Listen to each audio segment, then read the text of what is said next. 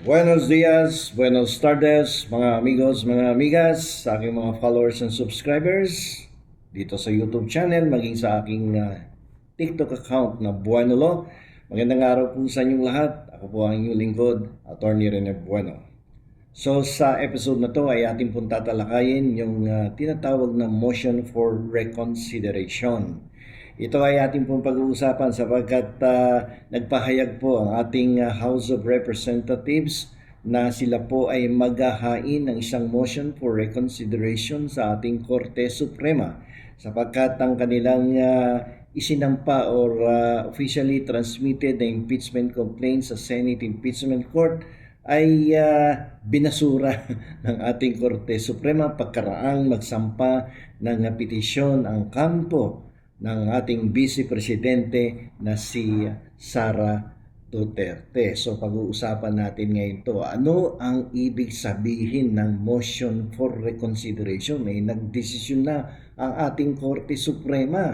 Basura ang impeachment complaint laban sa Vice Presidente.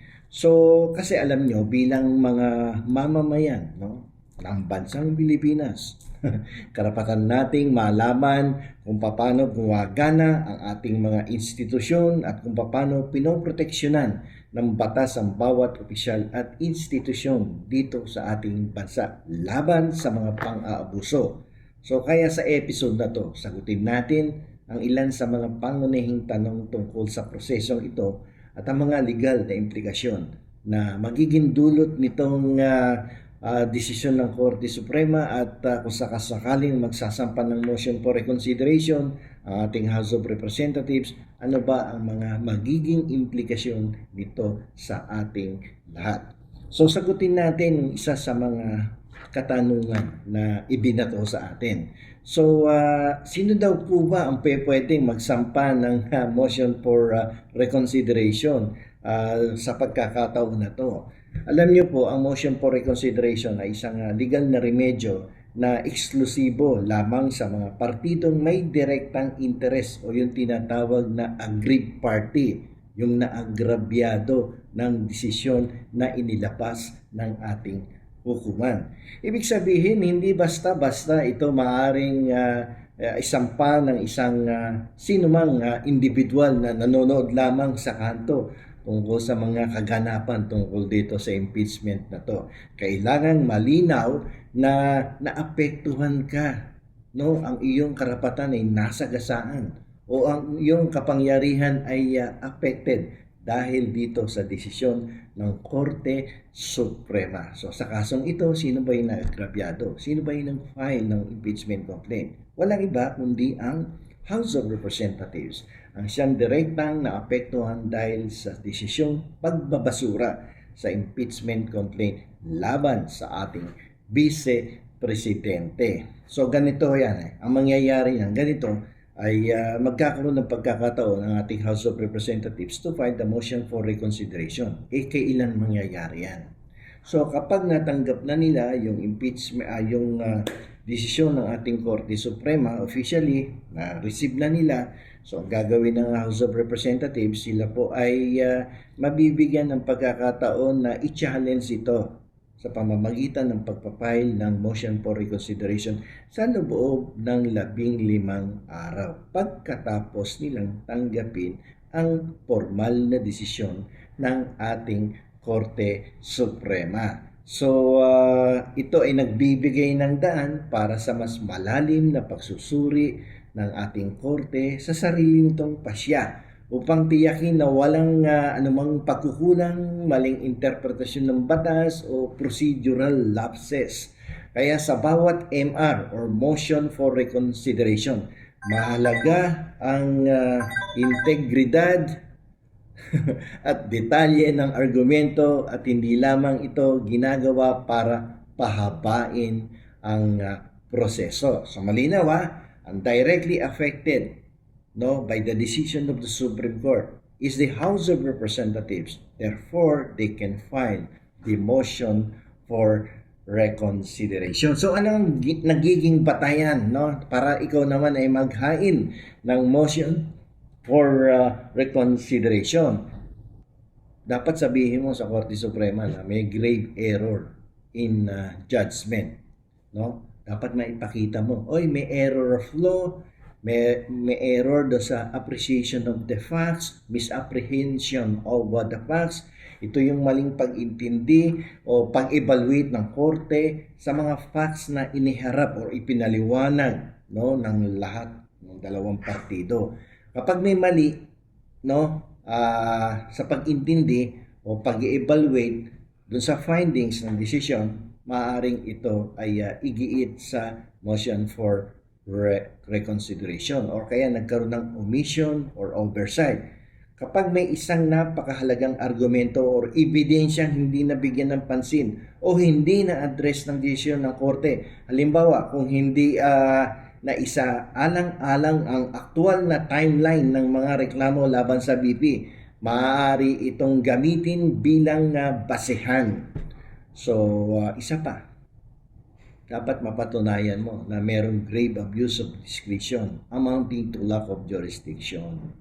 So, kapag ang korte ay lumampas sa kanyang saklaw na kapangyarihan, halimbawa kung sinasabing pakikialam sa isang purely political process tulad ng impeachment, sabi nila, political process to sa amin lang to, bakit kayo nakikialam dito? No, dapat hindi nyo sinasaklaw, no? Kayong mga nasa judiciary, hindi nyo dapat pinakikialaman. There should be no encroachment, no, ng mga powers namin because this is a purely political process.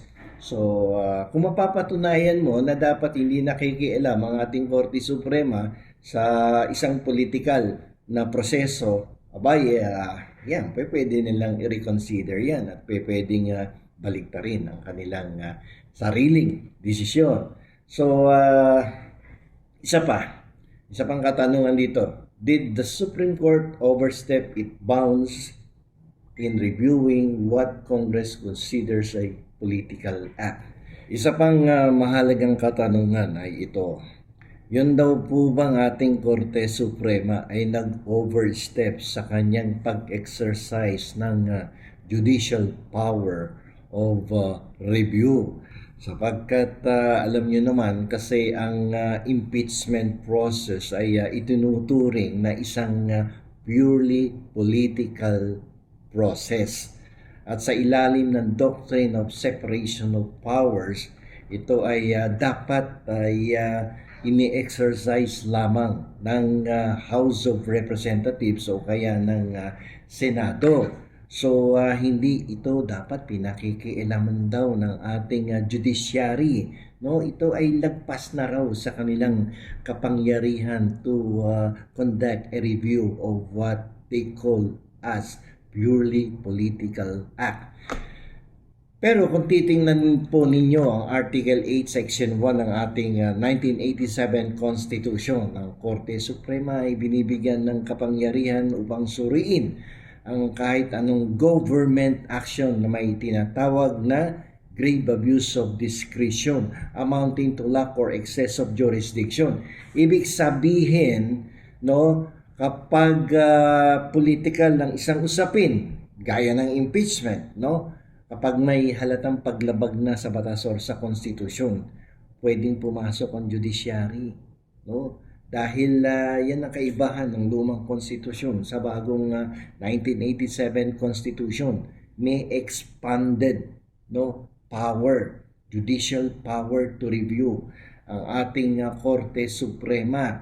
Hindi porket political process yan hindi na pwedeng pakialaman ng ating mataas na hukuman. Pwede pa rin, no, i-review ang inyong political actions if it can be justified that there is a grave abuse of discretion amounting to lack or excess of jurisdiction. So hindi naman to pwedeng tawaging panghihimasok ng judiciary.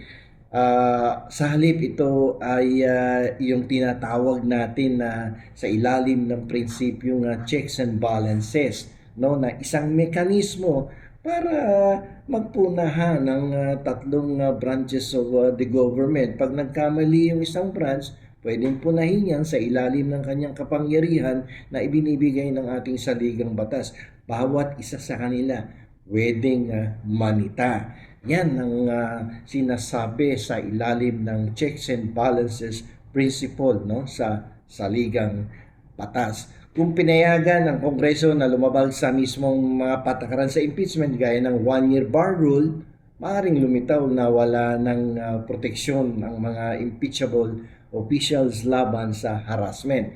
Kaya ang papel ng Korte Suprema dito ay tiyakin na kahit ang mga political acts ay sumusunod pa rin dapat sa mga limitasyon. May mga limitasyon yan no?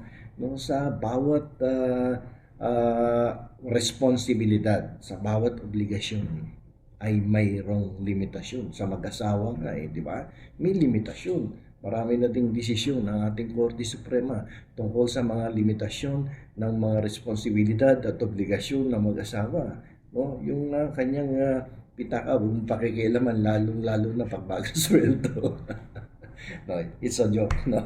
Okay, so sa ilalim ng patakaran ng ating Korte Suprema, ang motion for reconsideration ay kailangan ihain within 15 days, calendar days yan mula sa pagtanggap ng kopya ng desisyon. Kailangan ay makapaghain ka ng motion for reconsideration. Ito ay isang karapatan na ibinibigay sa tinatawag na aggrieved party upang kumbinsihin ang hukuman na, oy, pwede bang paki-reverse mo naman yung iyong desisyon, kasi marami akong nakitang grounds, no, yung mga nabanggit ko kanina, na pag nabasa mo, no, you will be able to determine and you will be able to realize na nagkaroon ka ng pagkakamali. Kaya kinakailangan palitan mo yung naunang desisyon. Yun po ang isa sa mga pakay ng motion for reconsideration. Pero kailangan i-file mo yan within the period of 15 days upon receipt of the formal decision of the Supreme Court.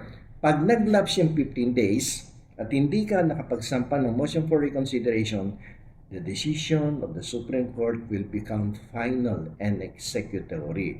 Wala ka ng apila kasi na-desisyon na ng Korte Suprema and bank. Ibig sabihin, lahat sila nag-participate doon sa discussion, argumentation ng iyong kaso. So, importante yung 15-day rule dapat i-exercise mo yung right mo within that period. So, last chance mo na yan. No? Yan ang iyong pagkakataon, no, na magsumite ng malinaw, sapat at makatwirang paliwanag kung bakit kailangan baguhin ang naunang desisyon ng Korte Suprema. So ano mangyayari kapag na-deny yung MR? Pag na-deny yan, wala ka na. Binasura na ng Korte Suprema yung motion for reconsideration. Ang kanilang desisyon ay magiging penal at executory. Ibig sabihin, pag penal na yan, wala nang api-apila dyan. Supreme Court na yan. Pinakamataas ng hukuman na yan. So, nagsasara na ang kortina ng entablado. Wala na yung mga possibilities na pwede ka pang magpa-review ng iyong kaso. So dahil dito, ang ruling ng nagsasabing walang bisa ang impeachment complaints, no, laban kay VP Sara Duterte ay opisyal ng bahagi ng jurisprudence. Obligado na lahat ng sangay ng pamahalaan ng House, ang Senado, ang Executive na sundin ang desisyon na ito. Hindi pa pwedeng ituloy mo yung impeachment process. Hindi pa pwedeng pag nag-convene na uli ang ating Senado at yung impeachment court ay sasabihin nila, ay tutuloy namin to sapagkat kami ang may kapangyarihan. Ang Senado has the sole power to hear and decide all impeachment cases na isinampa sa kanila. Hindi pa pwede yun. No? Kasi diniklara na sinabi na nga ng Korte Suprema so sa kanilang desisyon, unconstitutional, yung impeachment at sinabi doon ng Korte Suprema na ang Senate Impeachment Court ay walang jurisdiction to hear and decide the case because yung proseso na pinagdaanan ay nagba-violate do sa one-year bar rule at ito ay wala kang jurisdiction kapag ganyan may violation ka sa proseso at doon sa 1-year bar rule. Okay? Alam mo, there is another good question here. Ang tanong sa akin, kung sakasakaling nagpumilit ang Senado na ituloy ang impeachment trial, pwede ba yan? Despite the fact that there is already a final and executory decision ang ating Korte Suprema declaring the impeachment as unconstitutional. Alam niyo po ba, kasi itong sa ilalim ng judicial supremacy, ang desisyon po ng Korte Suprema ang siyang may pinakamataas na kapangyarihan pagdating sa interpretasyon ng batas kapag ito ay binaliwala ng ating Senado. Hindi lamang ito nilalabag ang desisyon ng Korte, sinisira rin nila ang prinsipyo ng rule of law. So, hindi dapat pilitin ng Senado na magkaroon ng impeachment trial dahil ang desisyon ay magiging final and executory the moment the motion for reconsideration ay nireject, dininay, dinismiss ng ating mataas na kapulungan. So, kapag pinilit yan, magkakaroon ng constitutional crisis, isang sitwasyon na maglalagay sa dalawang co-equal branches ng gobyerno sa banggaan. Parang nagkaroon tayo dito ng dalawang sasakyan, nagbanggaan, nagka-clash sila. So, hindi magandang tingnan. Magkakaroon ng constitutional crisis ang ating bansa pagdating sa ganyang sitwasyon na ipipilit ng Senado. Tsaka isa pa, kung sakasakaling pinilit nila yan, ay may final decision ang constitutional. At ang Senado ay nakakuha ng sapat na boto upang i-convict ang ating Vice President. Ano ang mangyayari do sa final decision of conviction ng ating Senate Impeachment Court laban sa Vice Presidente?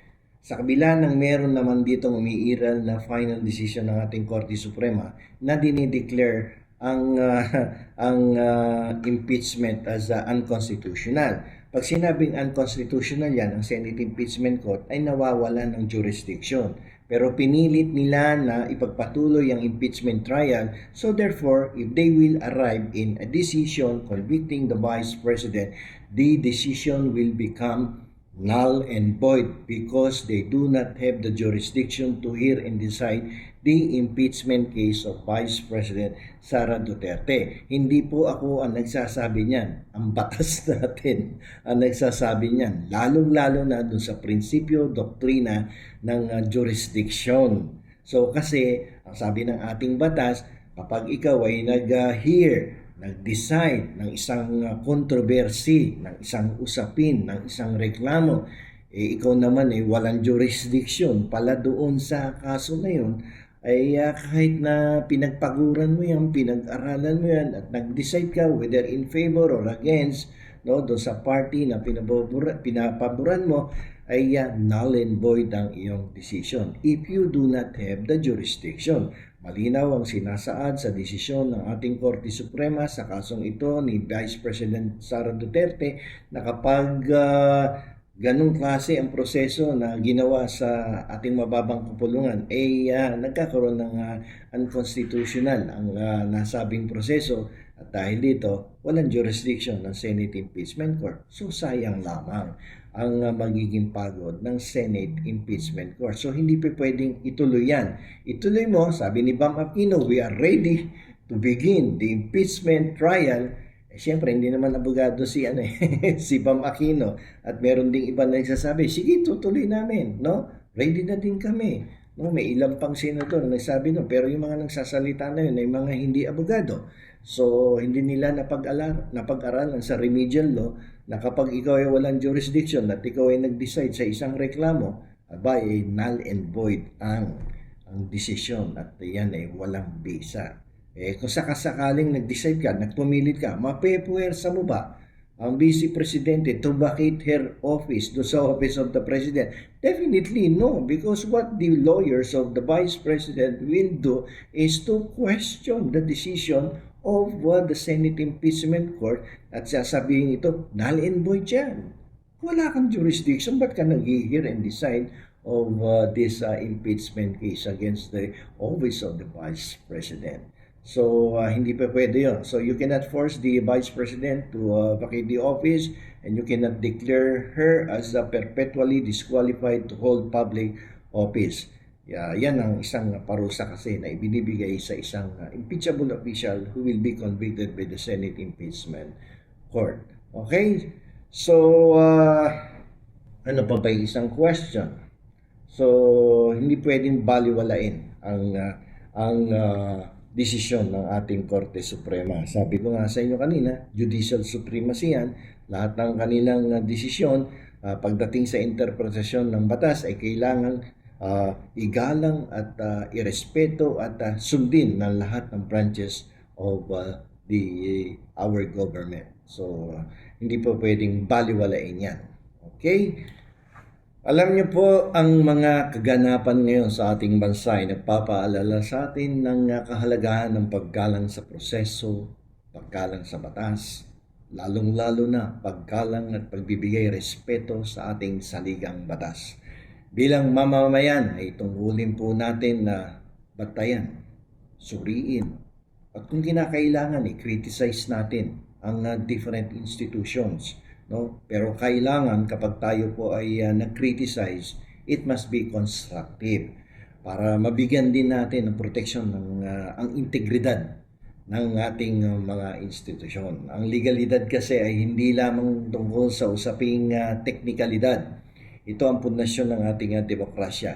Kapag pinapayagan nating mapalitan ng politika ang ating mga batas, nawawala ang proteksyon ng karapatan. At ang kapangyarihan ay nawawala sa kamay ng ating mamamayan. So hanggang dito na lamang po. Ito po ang inyong lingkod, Attorney Rene Bueno. Maraming salamat po.